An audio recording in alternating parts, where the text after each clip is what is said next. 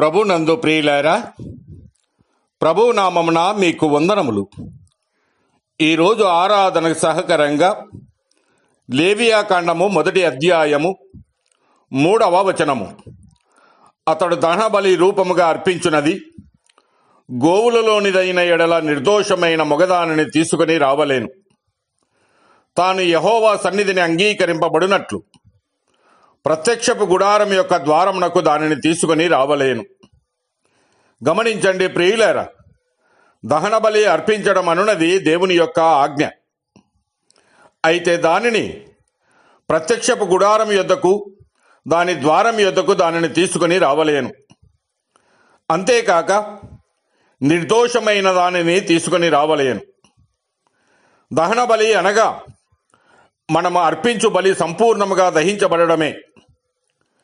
ఎందుకంటే మన దేవుడు నిత్యుడగు ఆత్మ ద్వారా తన్ను తాను దేవునికి నిర్దోషినిగా అర్పించుకుని క్రీస్తు యొక్క రక్తం నిర్జీవ క్రియలను విడిచి జీవము గల దేవుని సేవించుటకు మీ మనసాక్షిని ఎంతో ఎక్కువగా శుద్ధి చేయును. ద్వితీయోపదేశకాండము 15వ అధ్యాయం 21వ వచనంలో మనము అర్పించవలసినటువంటి బలి ఏ విధముగా ఉండాలంటే, దానికి కుంటితనమైనను గురుడితనమైనను మరి ఏ లోపమైన ఉండిన ఎడల నీ దేవుడైన యెహోవాకు దానిని అర్పింపకూడదని తెలియజేస్తూ ఉన్నాడు. అలాగనే మలాకి గ్రంథము 1వ అధ్యాయం 7-9 వచనాలు గమనిస్తే, కుంటిదానిని, గురుడిదానిని, రోగము గలదానిని, మచ్చలు గల దానిని దేవునికి అర్పింపరాదని దేవుడు సెలవిస్తూ ఉన్నాడు. ఎందుకంటే మన పక్షమున దేవునికి అర్పించుకొనిన యేసు ప్రభు ఆయన పరిశుద్ధుడు, పరిశుద్ధుడు, పరిశుద్ధుడని అర్థం. పరిశుద్ధతను బట్టి ఆయన మహనీయుడుగా ఉన్నాడు.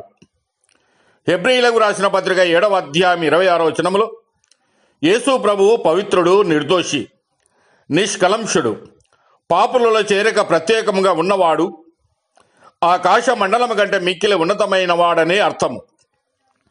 కనుక దేవుడు ఆ బలిని బట్టి మనలను అంగీకరించి ఉన్నాడు. ఉదాహరణకు ఆదికాండము 4వ అధ్యాయం 4వ వచనంలో హేబేలు పవిత్రమైన వాటిని అర్పించను గనుక దేవుడు హేబేలు యొక్క అర్పణను దేవుడు అంగీకరించాడు. అలాగనే నోవాహు పవిత్రమైన వాటిని దేవునికి అర్పించాడు. ఆదికాండము 8వ అధ్యాయం 20వ వచనంలో అప్పుడు నోవాహు యెహోవాకు బలిపీఠము కట్టి పవిత్ర పశువులన్నిటిలో, పవిత్ర పక్షులన్నిటిలోనూ కొన్ని తీసుకుని ఆ పీఠము మీద దహన బలి అర్పించను. దేవునికి బలిగా అర్పించుటకు పవిత్రమైన వాటిని తేవలేను. క్రొవ్విన వాటిని, అంగవైకల్యము లేని వాటిని, రోగము లేని వాటిని తేవలను. అప్పుడు బలి అంగీకరింపబడును. ప్రేమైన వారలారా, నీ కొరకు బలి అయిన యేసు క్రీస్తునందు నీవు విశ్వాసముంచితే నీవు అర్పించు బలిని ఆయన అంగీకరించును.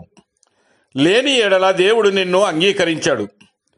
దేవుడు మిమ్మల్ని దీవించి ఆశీర్వదించునుగాక.